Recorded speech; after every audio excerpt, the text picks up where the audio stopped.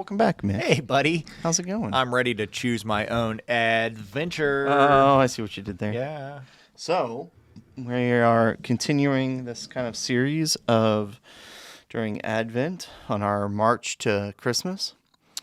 And we're talking about fear or obedience today. Fear or obedience. Through the story Ain't scared. of Mary being visited by an angel saying that she was going to get pregnant, right? So, tell me about a time, Mitch, Okay. when you were not necessarily fearful, but disobedient. Sometime that you just didn't do what you were told to do. Oh, yeah. Oh, I got a lot of them. Yeah, I figured. All sorts of them, buddy. I love how we do this where you hit me on the spot with something like this that I should have totally seen coming and prepared something ahead of time.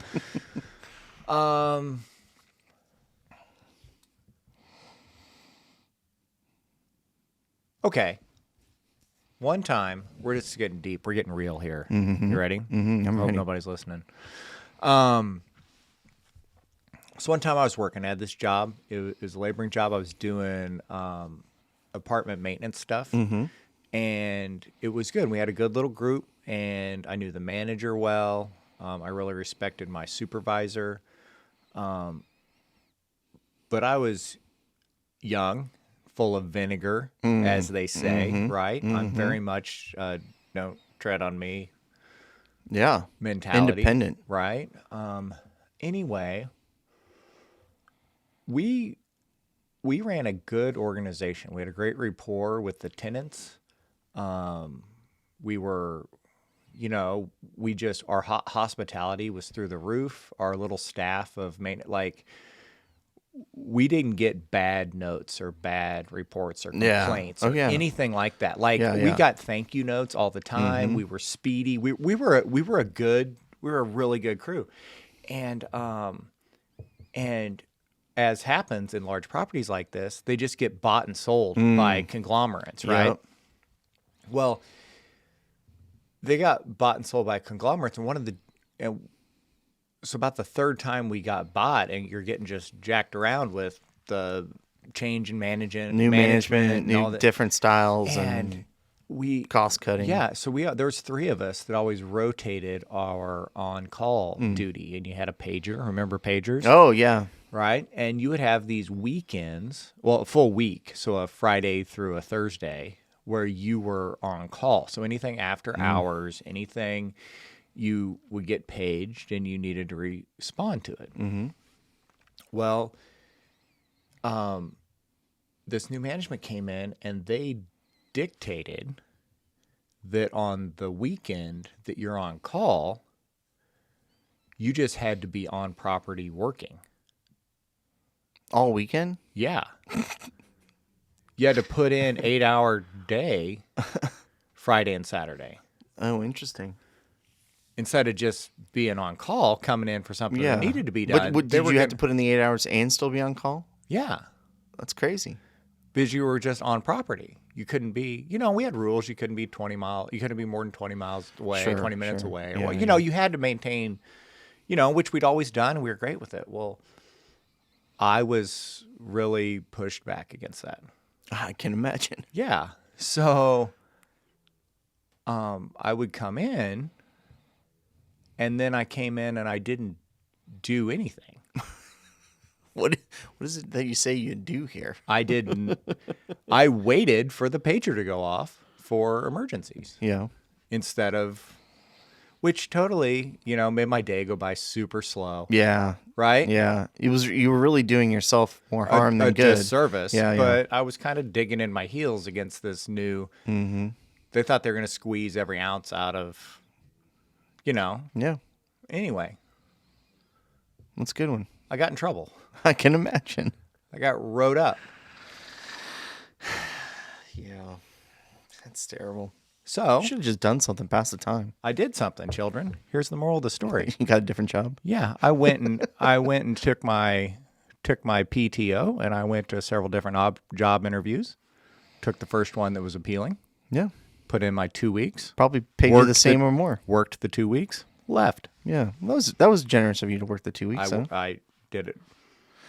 I once, back when I worked in a retail store, we used to make, back when Black Friday was like a big deal, right? You'd have, this store on a Black Friday would do like $1.5 million, 1.3, 1.4, 1.5 million.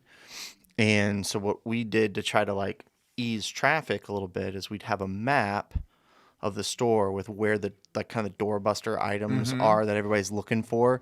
So they're not having to stop and where's this? Where's the hard drive on sale? Where's the headphones are on sale? So we'd make a map and then we'd hand it out in the line. Is it out of crayons? No. Okay. No. I actually was in charge of it because I did CAD. Okay. And I got a CAD. Because I think a crayon map would be really cool, like the Home Alone. Yeah, I mean the early versions of that it was just kind of an outline of the store and then like an X and then like a legend or a key or whatever. Well, anyway, so I was really into CAD and stuff, and I got a CAD file from corporate of our store, and I got rid of all the stuff and, kind of laid it out really good and then put all the stuff. I mean, I spent like 2 hours on this thing, right? And printed it off, showed the GM, at the time, and he's like, oh, hey, make this change, this change, this change. Okay, great. So I go back there and I'm making the changes. But, this is during like the busiest time where you're getting like full trucks 2-3 times a day and you're having to put the stuff up, you're having to stock it. We're busy doing other stuff, with computer repair and stuff like that. I mean, we're like slam busy, and I'm trying to do this little side project, right? Well, anyways, after like 3 or 4 of these like iterations, we call them, ridiculous iterations of like, well, this X needs to be like half an inch more this way because that's where we're going to put it or whatever. Right? I mean, the most ridiculous iterations, right? I finally was just like, this is good enough, and I just printed them off. And, we went through Black Friday. Everything was great. Well, then the following week I got called into the office or whatever. And he's like, the GM's like, Keith, didn't I ask you to make some changes to this? And I'm like, yeah. He's like, okay, well, here's your write-up, that you didn't do what I asked you to do. And I was like, I won't say his full name, but I was like, George, you asked me. I made the changes. I made more changes. I made more changes. I made more changes. I decided to prioritize getting ready for the weekend and not make another change. And so, yeah, I did what you asked me to do 6 times. I didn't do it the 7th time. Well, anyways, he's just like, here's your right-of-way. Well, anyway, my one of the area managers that wasn't his boss, but was like a specialty manager. Anyway, he was in the store at the time. I was like, hold on a minute, George. So I go out there and I grab this guy. I'm like, hey man, come here. Right. You got to remember at the time, like I'm a top performer in my market, right? Like winning awards, winning trips, like top performer. Right. So I grab this guy and I bring him in and I'm like, so, and I just lay it out, blah, blah, blah, blah, blah, blah, blah, blah, blah. This is what happened. George wants to write me up. Right. And this guy just like looks at me, looks at him, looks at me, looks at him. And then looks at him and goes, what? He's like, yeah, you didn't do what I asked him to do. And he's like, well, hold on. He made changes like 6 times, and then you wanted more changes like the day before Thanksgiving.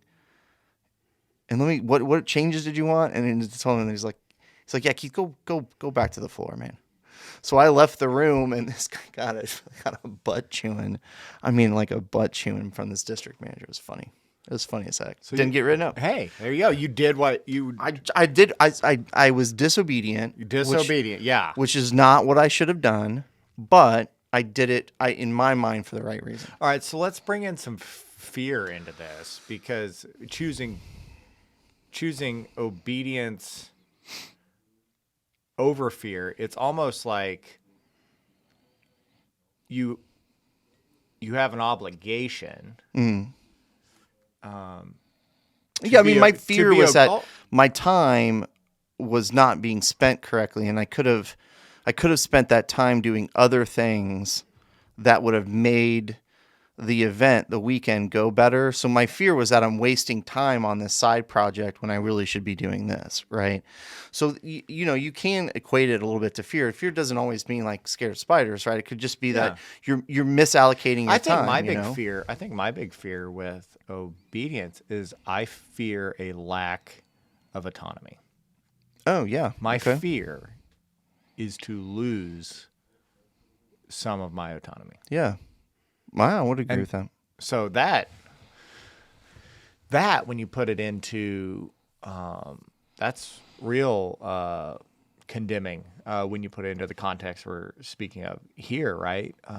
If I have the choice of being obedient to God or fear in that fear the loss of the autonomy by responding to that obedience, right? Yeah. I'd say probably guilty as charged quite often, and Yeah. that's pretty convicting. And not even just the autonomy. Sometimes there should be real fear of bodily harm. If you look at the story of Mary, being visited by an angel saying, "Hey, you're gonna have a child." She was not married. Engaged, right? Everybody was gonna know she's pregnant. And the first, now today that would kind of be like, well, okay, whatever, right? But in the first century, I mean, cheating on being seen as you cheated on your future husband. She could have been killed for that, right? Like the punishment could have been stoning to death, right? And so sometimes there's real fear to being obedient in that moment, right? And it can be something as simple now for us as, getting just praying about maybe a job change really hard, and you're feeling that God's calling you to go somewhere else, to move, to even just move positions to a new company or a new job or whatever. And there's a lot of fear because you're comfortable in where you're at, so that change becomes the fear as well, right? Mm-hmm. So there could be this wide range. Yeah, of fear it. of loss of control is also it's another big one. If you choose to be obedient, you're not in charge. You didn't Yeah. make that decision. This got put upon Mary to go through this experience, and Yeah. she did faithfully. What I find interesting about this story, and then the story of last week that we talked about, Zechariah, Yeah. the angels didn't approach him and said, "Hey, would it be cool with you if this happened?" Right? Like there wasn't a no. There wasn't like a no response, right? Like it was just, this is what's going to happen. Yeah. Right? So kind of to your point, had it been a choice, maybe there would have been a little less, you'd be a little less fearful, like maybe I do this, maybe I do this. But in these stories, it's like, no, this is what's going to happen, right? And so and what's fascinating to me is throughout the stories, not just these that we've talked about, but throughout stories in the Bible, there's all kinds of examples of people not doing what they're being told to do because of fear, right? Yeah. Yeah. Tons. I mean, there's tons of them. And so it is really a human quality. Yeah, that what do we have? Gideon laying out the fleece twice. Yeah. Right? We talked about that. Yeah. Like, Noah. let's try this again. Noah running to Yeah. the furthest end of the earth. Jonah. You keep saying Jonah. Noah. I don't know man. why I keep saying Noah. I think we have a whole episode on Jonah where you keep throwing in Noah. It's almost like the syllables are confusing to you. I know. I mean, I'm not going to tell you what to do, but Hey, that's why we're laymen, right? that's true. That's true. I think, just a layman speaking, I think it was all pronounced Noah in those. Oh, yeah, 6,000 probably. years. Pretty sure, I'm sure it's the Yeah. same root. Same. Oh, I'm sure it's the same. The Hebrew, yeah. Anyway, yeah, so I think that it's really a very emotional response to a situation, right? And I think we've talked about it before. It's that kind of fight or flight response that's built inside of us. You're always kind of looking for you're always analyzing situations and trying to preserve yourself and to your autonomy and stuff like that. So. And I think I don't want to take anything away from Mary's obedience when you juxtapose her to Zechariah, right? Like, she did kind of, given the context of the situation, right? Like, I'm sure she probably didn't have any say in her betrothal to Joseph, Yeah. right? Like, Yeah. probably has had. She's young. She's probably had very little autonomy her whole life, in right? life in general. Yeah. So she, with that, it was actually an advantage to her in accepting and processing the commands of the angel, whereas Zechariah, earlier, like 6 months before, literally in the timeline, like 6 months before, right? Or however many months long Elizabeth was. Yeah, 6 months. Something like that. Yeah. Yeah. Yeah. And, he was all like, I think he felt he was a little on a high horse, right? Like, I've won the lottery. I'm up in here burning my incense, doing my jam, and here you come telling me that I'm going to have a kid. And, Well, we're... Yeah. Well, what's interesting too is the angel came to Zechariah to give him something he wanted. Yeah. The angel didn't come to Mary to give something that she wanted. Yeah. Right? And I think that's a really huge difference between the two. Also, yeah. Like the angel came to Zechariah and said, "Hey, you've been wanting this your whole life. We've heard you. We're going to give it to you." It's like you won the Price is Right, and then he's questioning it. Yeah. Right? Whereas Mary, you're getting something, you're being asked to do something that you didn't want. It's not like Mary was praying to be pregnant out of wedlock, right? Like, and so her response, I think is completely different. I think everybody at home, we have this new sign. Oh. I think the angel Gabriel would love this. I got this. I won this at a White Elephant. I'm holding it up for our YouTube viewers. It's a little wooden box that says, "You can't make everyone happy. You're not a taco." Yeah, tacos do make everyone happy. So we've added that to our collection, our found objects that adorn the podcast studio. Yeah. So I just think that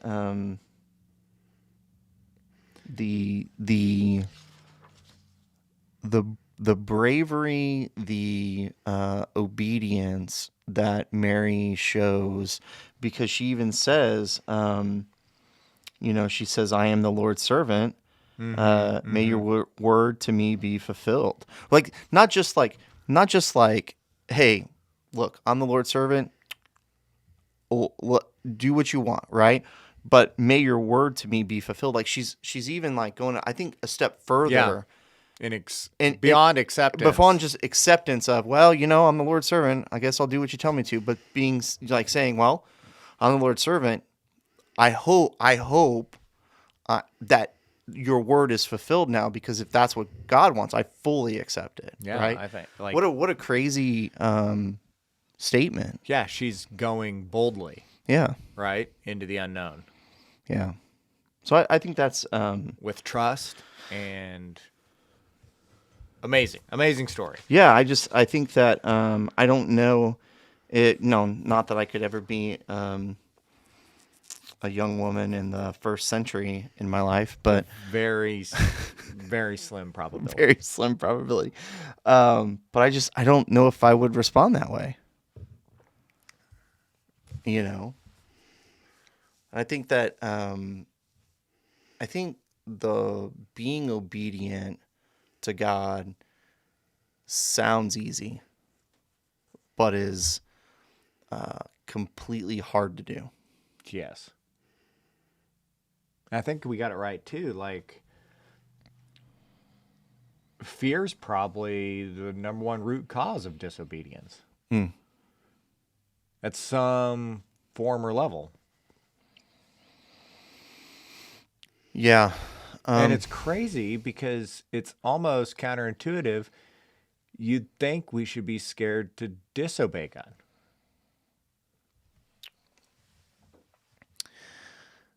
Well, do you think that's a modern problem though? Post New Testament, because Old Testament God could be seen as very wrathful, right? And so there were probably misunderstood. Well, I mean, what I'm saying is wrathful. people could see God being wrathful in their perspective, right? And so but I'm you just do, thinking you about do, the you do God hear of deliverance and the God of Israel and the God who with the Exodus and the deliverance and all the lack of trust and the lack of faith and the lack of obedience on that part, right? Like they get to the Red Sea and they're like, oh, he's led us out here to the slaughter, right. and then they get across this and it's like, he's led us out here to starve. To starve, and then yeah. we had cucumbers back there, man. Yeah, at least we had So, something other than this right? goo. Yeah, and then I'm sick eating quail. Yeah, Right? yeah. It's just one thing after the other. And I think when you look at that, like with that God of deliverance are I think the Israelites were actually, we're just jumping back in time here, but they were scared, fearful of being free and independent. Yeah. Because then if they fail, it's on them, right? Like they feel like they had some, so right? At least they were more willing to be when Pharaoh's will was being opposed obedient upon to Pharaoh. them, Yeah, right? yeah, At least they could be like, well, you got to Yeah. do what he said. yeah. You're more willing to be But obedient the to God of love was giving king. giving them Yeah. options, and giving them, it was hard. Yeah. Never said it was going to be easy. But it comes with freedom and free will comes with, is directly tied to our ignorance and disobedience. I just think that we get a little lost. This is just my personal opinion. That's all we're here for. As a lay That is person, all we're here for. not studied Unlearned. in a collegiate setting. I just feel like sometimes the message of a loving God gets lost, and people just think that they can just, God's going to love me for who I'm going to be, and I'm just going to be who I'm going to be. You know what I mean? And it's like, and that's obstinance, and that's which is obstinance, disobedience. right. But the logic in their brain is like, you know what? I'm just going to live my life, and God loves me. God loves me. Yeah. And I've got some acquaintances, people that I know that, not like deep friends or anything, but just people that I know that, like when you talk to them about some of the stuff, they're just like, they would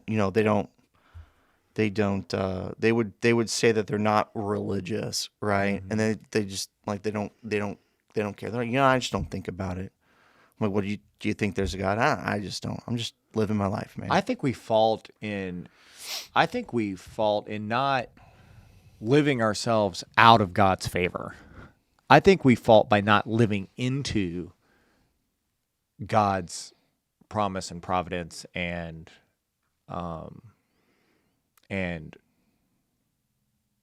potential for our lives. Does that make sense? I don't think we live ourselves out of God's favor. I think we live ourselves out of what could be. Yes, like what He wants for us. I What agree. is put in motion for us. What is How much better our life could be, and how if much we greater just- an impact in the lives of others we could be if we lived into what's been done for us. I think that's where people get confused and defensive and, live my life and, Yeah, I would say it reminds me of a time when I had an employee who was super intelligent. I mean, super. This kid was like very, very smart, right? Very good with technology. Um, and he's making like $16 an hour working with me, and I'm like, dude, you know, um, barely graduated high school just because he didn't care about school, but super intelligent. I'm like, what are you doing, man? Like, you can go to college. There's a lot of things that you can do other than working here for $16 an hour. And he's just like, no, man, I'm having an okay time, and like he couldn't get past the situation that he was in was okay for him, because he could have an apartment with a couple buddies and have a good time, but he couldn't see past like the future, like if he invested in himself, Mm-hmm. and went to a community college, got some scholarships, whatever, worked for a smaller IT company. There's like a lot of things that he could have done, and his situation would have been way better Mm-hmm. had he just invested a little bit of time into himself, right? But he was so focused on what he was doing now that he couldn't see that better of himself, right? And finally, he kind of ran into some issues at work and stuff, and ended up joining the I don't want to get it wrong. I think he ended up joining the Marines, if I remember right. Ran into him like 3 or 4 years later, and he had climbed up the ranks and was doing stuff that he was having 10 times more enjoyment doing. And he's like, I should have done this 3 years ago, and gotten this, made the switch and done something different. And I'm like, dude, I told you, and I think that's us as a human species. Sometimes we're okay now, and that fear of change, or that fear of Mm-hmm. doing something different, or just being stuck in, well, I'm okay now, and then not investing in a relationship with God, not investing time, and really bringing ourselves to what God sees in us and believing in that, and then working towards that, how much greater our life could be. And I add how much greater impact could be on the lives of others. Well, yeah, Yeah. I think that Because I comes don't with think it. God calls us to have a grandiose, inwardly focused life. I don't think He's called anyone to Oh yeah, that, right? yeah. And I don't. Like, I mean, yeah, so. I'm not trying to imply that you're gonna go, from a 1 bedroom house to a 6 bedroom house because you Like, invest your time in woo! God. I think that you will find more enjoyment out of life by helping others, and um, being more focused on what God is calling you to do, right? Yeah. And so if that's helping people through a podcast, Ooh. or helping people through, if you're really good at mechanical Man, there's building so many things, great podcasts out you there. know, We should make a list of good podcasts for our listeners yeah, to go follow. yeah, we should make a good list. But like finding out what you're good at and then sharing that with others, I think is a critical thing. So it may not help you financially, but it'll help you spiritually in life. When you're happier, you make other people around you more happy, right? If you're Mm-hmm. sad and depressed all the time, and people around you are going to feed off of that emotion and that energy. So, yeah. Well, personal question, what does obedience to loving God and neighbor look like for you this week? Yeah. I think that for me, um, I do have some people in my orbit that are having maybe some health concerns or some other concerns, and so I think for me this week, sometimes it's hard for me to not. just focus on a busy week before Christmas. You know, it was a Yeah. busy week. Oh, I'll talk to that person later. Oh, you know, I'll call them next week, or I'll call them after Christmas or whatever. So I think for me, I'm going to try to spend some time doing that this week, and not put it off. Okay. Right, and reach out to them, make sure they're doing okay, talk to them. You know, have some quality conversations, because I think that you know, when they're not feeling good and not doing good, even if I don't have solid advice, I usually don't. Just that ear to listen and spend time with is valuable. Be present. Yeah. How about you? Well, as you know, I do have to deliver the message from a layman's perspective this coming Sunday. Yeah. So it's gonna I don't know, this one's gonna take a little bit of I don't know, divine intervention. So I got to spend some time listening to what God wants to communicate, and try to prepare, put something together for that. So. Yeah. It's hard. It's hard, or any time, but it's hard around Christmas time, right? Because you got more skin in the game a little bit, right? Christmas, Easter, it's, you know, you got that one chance to maybe make an impact in somebody's life, that, you know, is maybe here just for the season, maybe visiting family or something like that, and they drag them to church. And Yeah, and you want to make it a good faith-filled experience. Yeah. That try to help folks get in the best frame of mind to have good experiences. yeah, I would agree. Cool. Well, that's it. Look at This that. was a lot of fun. Sands of time. That's great. That's it. Appreciate it. Hey, we'll talk back next week. We'll check in, see how my sermon went. All right, later.